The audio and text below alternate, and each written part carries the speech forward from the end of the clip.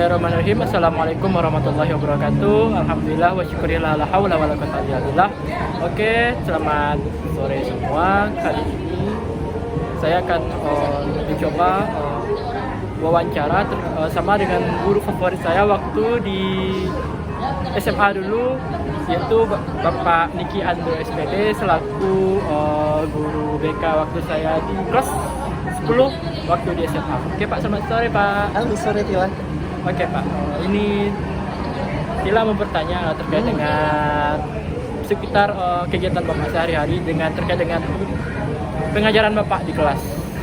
Pertanyaan Tila itu Pak, gimana sih Bapak itu cara mengajar atau mendidik di dalam, terus apa strategi yang Bapak lakukan di kelas gitu?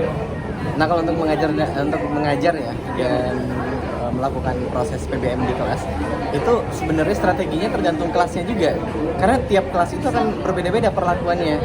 Saya bisa jadi di satu kelas itu menjadi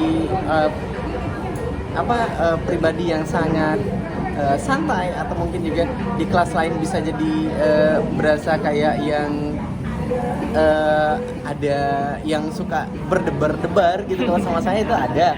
Jadi itu tergantung bagaimana karakter kelasnya juga, karakter siswa dalam kelasnya. Ya, biasanya karena saya suka pakai aplikasi acak dadu itu, pakai get random. Jadi kadang-kadang mereka yang tertunjuk nomor absennya yang suka merasa deg-degan gitu. Jadi pada bukan Zaman maksudnya kamu dulu udah pakai get random kan?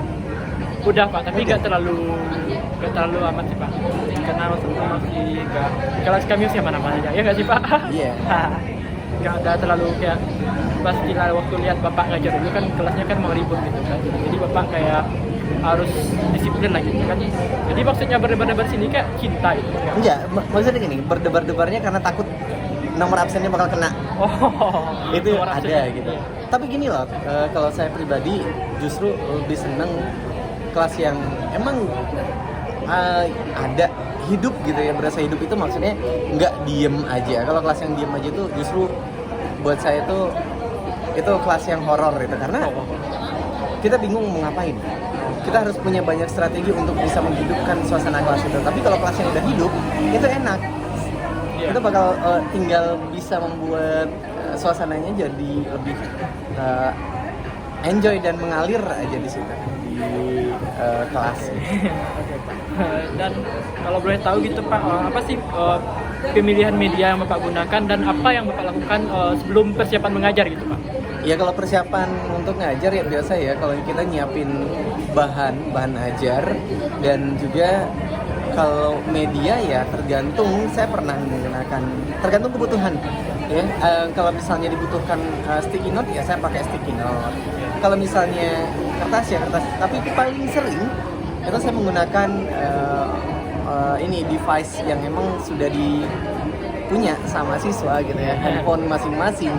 Nah, dari situ kita bisa share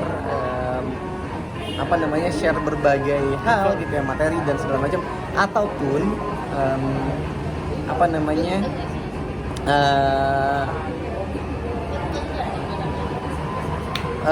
mungkin media-media lain dalam bentuk video dan segala macam ya di-share di handphone aja, jadi pada nyimak di situ. Karena kadang-kadang untuk menggunakan PowerPoint untuk jam BK yang hanya 1 jam itu berasa kayaknya habis waktu buat masang aja gitu. Iya. Kalau zaman kita dulu pakai itu ya Pak, pakai apa ya? Pakai Classroom ya Pak? Zaman Iya. Ya. Classroom Iya. itu udah saya pakai sejak 2019 sebelum COVID ya. Iya. Itu udah saya pakai, dan nanti rencananya kalau kemarin itu sempat udah nggak saya pakai ya di tahun ini. Tapi rencananya sih tahun depan mungkin akan dipakai lagi, karena akan jauh lebih efektif sih sebenarnya ketimbang kita pakai WhatsApp daripada dibanding WhatsApp itu jauh lebih efektif yang ini Classroom, karena emang isinya itu aja gitu. Iya. Oke. Dan Pak, kita pengen tahu nih Pak, bagaimana Bapak itu misalnya kalau cara menghadapi itu Pak, peserta didiknya yang beragam, dan atau cara misalnya atau ada peserta didik itu yang keterampilannya khusus, dan ada pula yang peserta didik itu yang adalah berkebutuhan khusus gitu Pak. Gimana Bapak cara menghadapi siswa siswa gitu. Kalau siswa berkebutuhan khusus saya belum pernah ketemu, tapi ada ding. Tapi bukan masalah, tapi berkebutuhan khususnya itu masalahnya mental. Mental. Itu ada yang sudah pernah saya hadapi, memang beberapa orang, dan itu sebenarnya mesti upgrading sih, karena kita kan nggak punya, saya sendiri nggak punya basic keilmuan di bidang anak-anak berkebutuhan khusus, yang paling tidak baca-baca dari situ sih, atau mungkin sharing sama teman-teman yang memang praktisi pendidikan anak-anak berkebutuhan khusus. Nah, kalau untuk menghadapi keberagaman, itu kan kalau sekarang kan di kurikulum Merdeka kita mengenal pendidikan berdiferensiasi ya.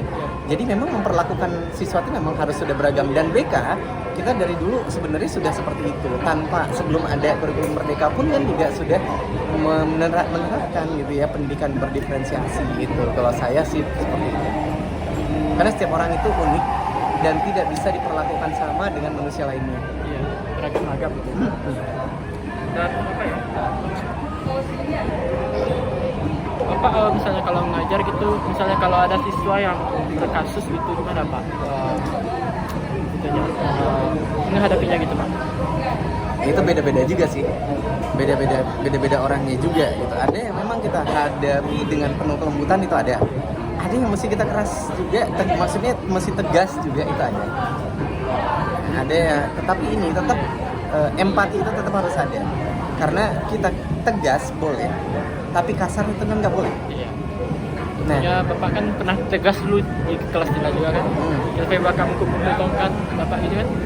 oh Iya, pernah tegas dulu kan. ingat aja. Ya ingat dong Pak. Berapa itu dari tahun 2019 ya.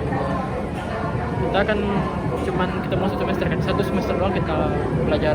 1 tahun. Oh yes, 1 semester lagi COVID ya. Iya, COVID datang. Nah, itulah nggak ada pelajaran BK kan. Bapak pun pernah minta kami dulu untuk membuat video terkait dengan COVID bersama orang tua, tanggapan orang tua. Oh iya. Terus Bapak pernah juga ngadain itu. Pak, kemarin waktu pas kita lihat Bapak ngajar yang video itu gimana ya Pak, agak berbeda gitu ya Pak, pas zaman Tila dulu sama zaman anak yang mereka itu belajar. Sampai absen masuk kelas saya ya. Iya. Sampai absen pun kayak harus dikecilin suara Bapak. Itu gimana? Itu emang salah satu strategi Bapak atau Iya. gimana? Untuk kenapa untuk absen itu suara yang mesti dikecilin, itu kan untuk ngebangun fokusnya anak-anak kan. Itu cuma satu kelas itu mereka doang atau semua lain kelas lain pun kayak gitu juga Pak? Tergantung situasi kelasnya. Kalau kelasnya ribut itu pasti akan saya bikin kayak gitu. Jadi ketika mereka nggak dengar, ya udah saya bilang oke, kalian kalau nggak dengar ya alfa. Oh gitu Pak. Tapi kalau zaman kami nggak ada kayak gitu. Zaman kami Bapak baik. Oke, mungkin itulah Pak. Tapi memang beda, setiap tahun itu perlakuan saya berbeda mungkin dengan siswa ya, karena karakternya juga berbeda kan, antara angkatan yang satu dengan angkatan yang lainnya itu berbeda. Sekarang aja kalau misalnya saya di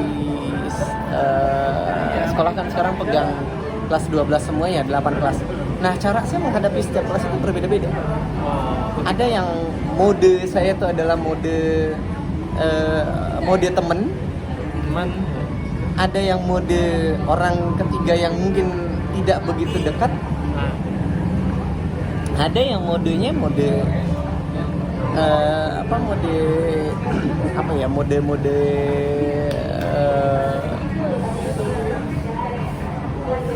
apa sih ya, kalau saya bilang mode orang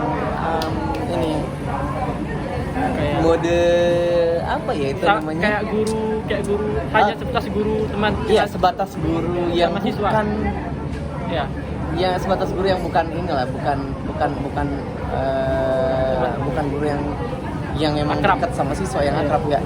Itu ada yang tergantung model siswanya seperti apa, karakter kelasnya itu seperti apa. Zaman Tira dulu Pak. Kalau untuk kelasnya Tira mungkin termasuk yang saya hadapi dengan santai ya. Karena kami santai juga ya Pak. Iya. Nah kan di kelas kalian saya sering bercanda, di kelas lain bisa jadi saya jarang bercanda. Iya Pak. Dan karena kami dulu asik-asik suka bercanda orangnya di Bapak. Mungkin itulah sekian pertanyaan terkait Bapak cara mengajar, mungkin juga termotivasi bagi kita gitu kan, karena ini kan berkaitan dengan psikologi gitu ya, psikologi pendidikan apa ya, menurut Bapak apa tanggapan terhadap psikologi pendidikan dan hubungannya dengan BK itu? Kalau psikologi pendidikan sama BK itu sangat erat ya hubungannya, karena BK sendiri kan juga bagian dari ranah keilmuan psikologi kan. Jadi kita tuh memang di dunia pendidikan harus mengenal bagaimana karakter siswa berdasarkan fase perkembangannya masing-masing. Nah, tentu saja dari situ kita bisa menerapkan bagaimana cara menghadapi mereka dengan tepat sesuai dengan fase perkembangannya dan sesuai dengan zaman juga yang pasti. Karena ini tuntutan dari guru itu sebenarnya adalah harus up to date. Kita tuh nggak bisa berada pada masa lampau. Kita memang harus ikutin tren. Apa yang lagi tren di anak-anak muda, guru harus tahu. Iya, benar sekali. Kalau misalnya guru nggak tahu apa trennya anak muda, itu pasti nggak akan bisa ngebangun chemistry sama siswa itu susah. Oh iya, pasti. Itulah yang kita pelajari sekarang di mata kuliah ini, psikologi pendidikan. Pelajarannya pun ya kayak misalnya tahap perkembangan, tahap pertumbuhan dan perkembangan, macam-macam siswa, teori-teori belajar gitu Pak, kayak ada teori belajar behavioristik, humanistik, banyak lah lagi Pak gitu Pak pelajarannya Pak. Oke, mungkin apa kesan dan pesan setelah ini Pak, kesan dan pesan bagi kita dan juga bagi para penonton yang menonton, termasuk Ibu dosen, maaf Bu Suci, dan untuk dosen juga, kesan dan kesan Bapak yang Bapak ingin sampaikan? Iya, untuk teman-teman ya, saya terbiasa, mungkin Tila juga tahu, kalau saya ke siswa tuh nggak pernah menyapa dengan sapaan Ananda atau anak-anak atau dan sejenisnya. Saya pasti nyapa dengan sapaan teman-teman, atau kalau nggak kadang-kadang guys gitu ya. Jadi buat teman-teman sekarang yang sedang menempuh pendidikan untuk menjadi calon guru ke depannya, itu yang pasti ingat, ke depannya itu tantangan akan semakin berat. Dan ketika teman-teman sudah menjadi guru, jangan pernah puas untuk diri teman-teman sendiri. Jangan pernah puas dengan apa yang sudah ada, dan tetap upgrade terus diri teman-teman. Dan yang paling pasti, ikuti perkembangan anak-anak muda, ikuti perkembangan yang ada pada zamannya, sehingga kita bisa menghadapi peserta didik itu dengan tepat.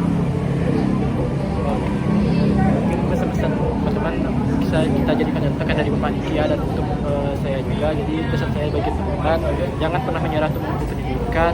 It's never too late. Keep spirit. Oke, sekian dulu video dari saya, wawancara dari saya. Terima kasih Pak untuk sudah menyempatkan hadir di mana ini, di Cisangkui ini kita makan di resto dekat GOR Pak. Terima kasih Pak. Oke Pak, sekian dulu video dari saya. Jika ada salah dan janggal, mohon maaf. Terima kasih atas segala perhatian. Billahi taufiq wal hidayah. Wassalamualaikum warahmatullahi wabarakatuh. Waalaikumsalam.